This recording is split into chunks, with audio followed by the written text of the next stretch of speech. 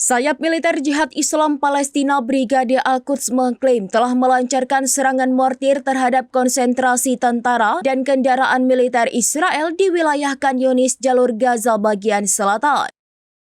Serangan ini terjadi di tengah operasi darat besar-besaran yang dilakukan oleh pasukan pertahanan Israel di area tersebut.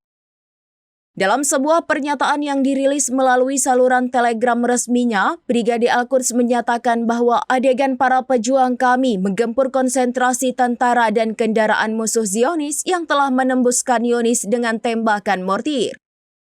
Rekaman video yang menyertai pernyataan tersebut menunjukkan anggota kelompok militan menembakkan proyektil mortir ke lokasi yang diklaim sebagai posisi pasukan Israel.